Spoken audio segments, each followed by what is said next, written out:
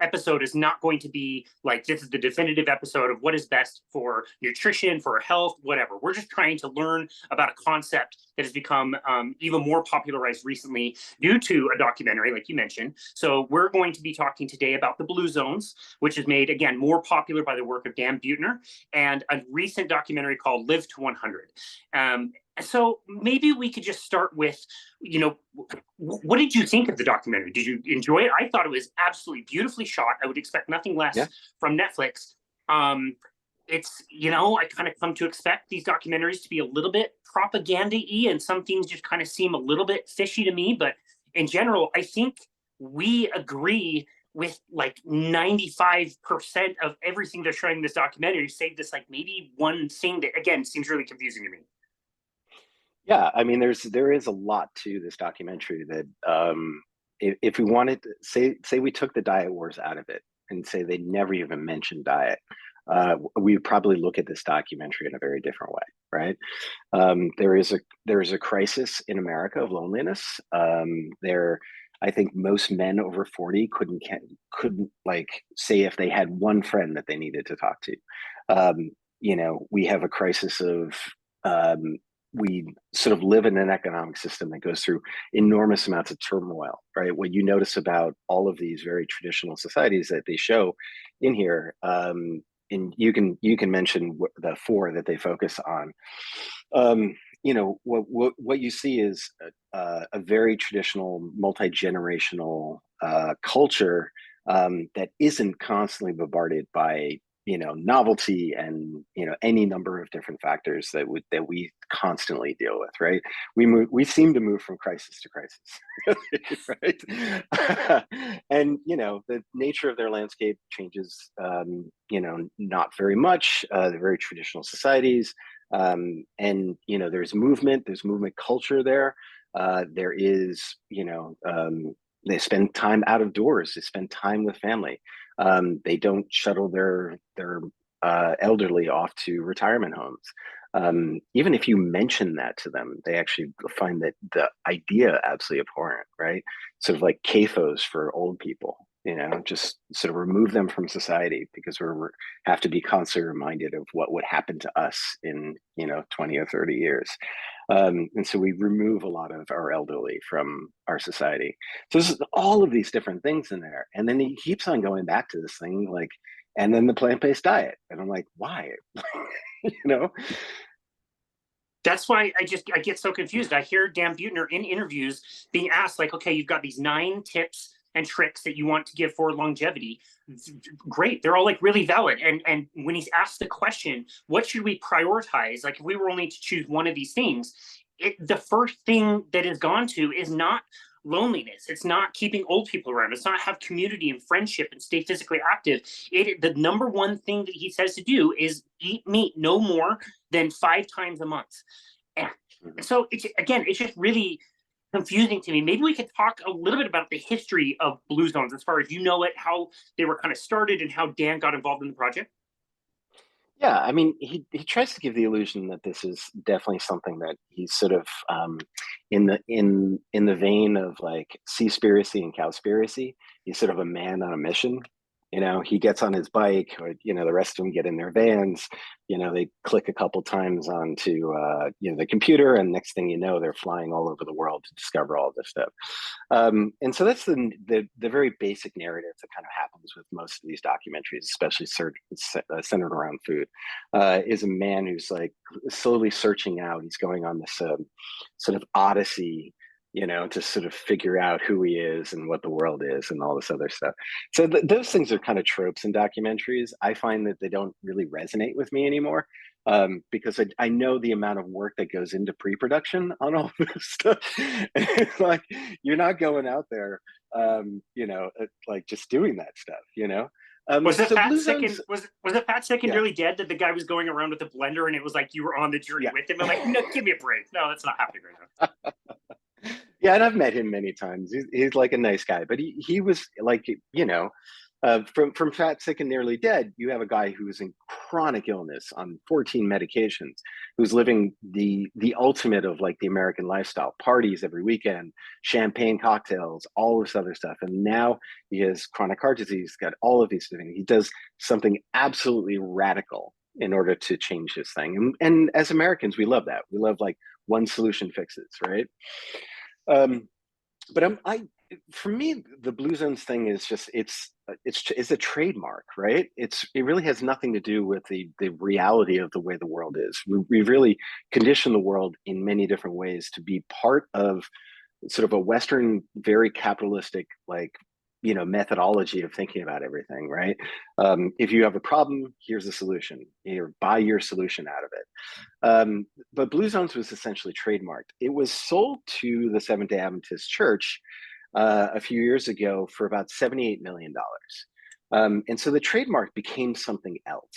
And now it's like a methodology for instituting and talking about governmental policy that transitions mainly cities, towns, and like larger communities into some of the basic premises that are sort of outlined in there, right? And so now you have this like $78 million and payout to Dan. He puts together this 4-part documentary that is meant to be a sort of consolidation of his original work with National Geographic and all this other stuff. But really, like the way that I view it now, it's an advertisement. And so now you have this 4-part series that you can essentially just go out and give to anybody and say, hey, this is the way we should be moving. And there's nothing that you and I disagree with. We should have more sidewalks. We should be like revitalizing small communities so that the town center then becomes sort of epicenter of community. We see this throughout the film, right? Well, why were all of these small towns essentially hollowed out? Well, because multinational corporations involved in the food industry essentially excised all of the wealth of those agricultural towns and smaller cities, so that the main street essentially disappeared. Everything, big box stores came in, Walmart came in, all this other stuff. And now the centered downtown space is no longer adequate to keep up with all of the cheap prices and, cheap like goods that we get. And so what you see is this hollowed out town center where community no longer meets up. But that happened because we transitioned so much of our agricultural landscape into this thing that just excises all of that, right? Into cereals and ultra processed food and fast food agencies and fast food joints and all this other stuff. And so he's looking at the end result of that, and he's saying, oh, isn't this terrible? Let's put in some community centers and park spaces and everything like that. And I'm like, wait a second, there's no wealth being generated here. Like we need to really understand what happened to farming communities as we transition to the sort of Western diet, Western modality of thinking of things. Yeah, it's very interesting.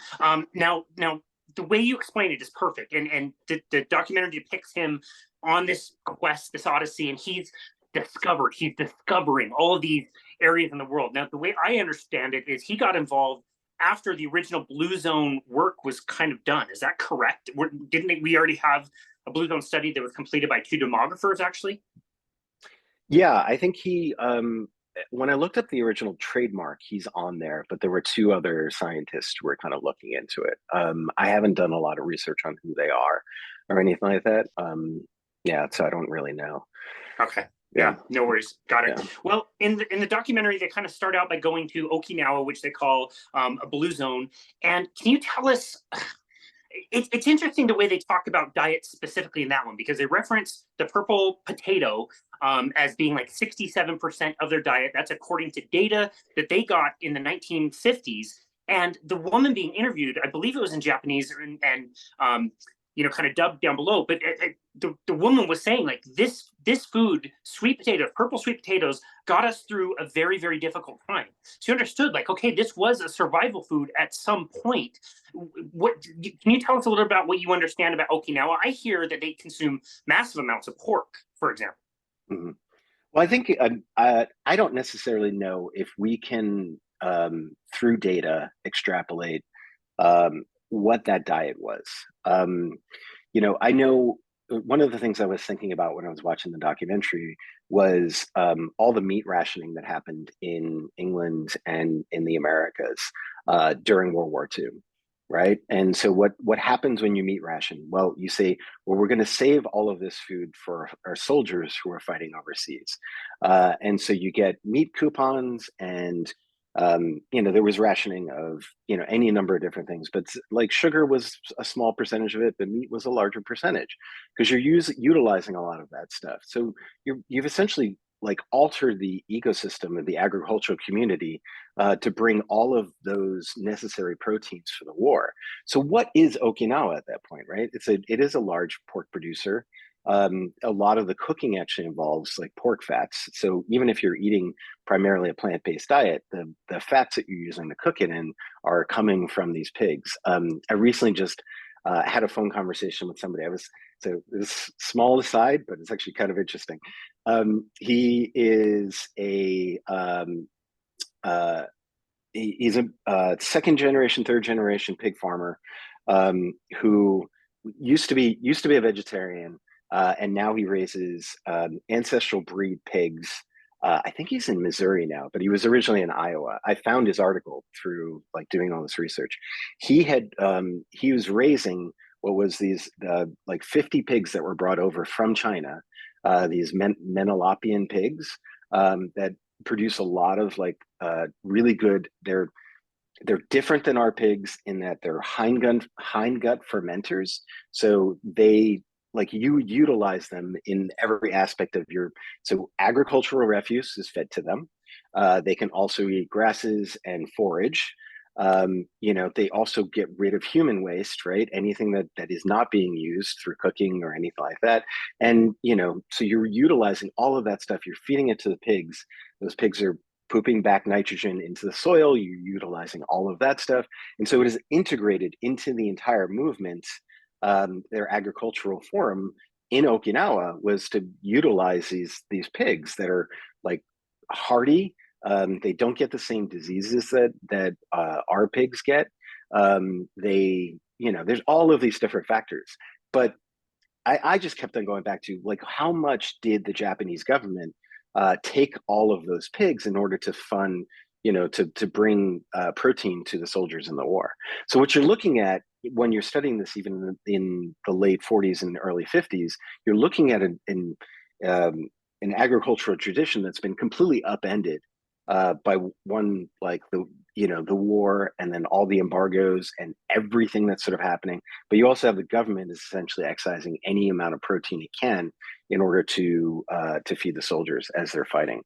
So I'm like, what are we looking at that point? Yeah.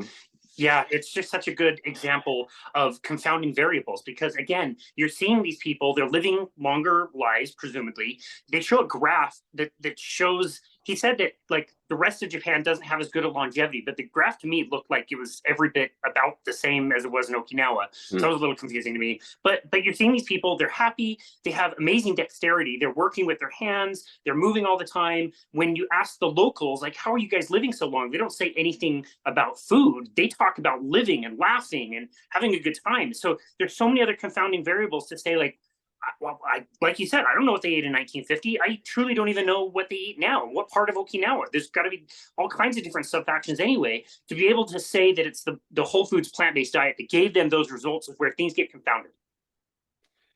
Yeah, and he does this. You could see it in there. It's a really funny camera trick where he's like, where he really focuses on these small parts of the island that have been fundamentally unchanged. But he has to go back to it in the fourth episode where he shows like, well, per capita, this now has the largest, fast food to population in the world, right?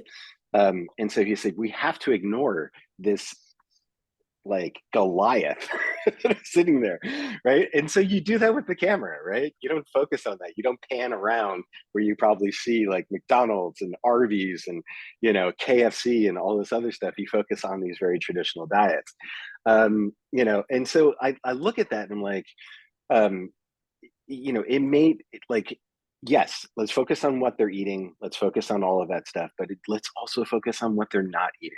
right? They didn't have all of this ultra processed food. They didn't have food that was conditioned so that you like could you would hit this sort of ultra palatability, so you couldn't shut off your mechanism for satiety. Like you're now they're surrounded on all sides by this.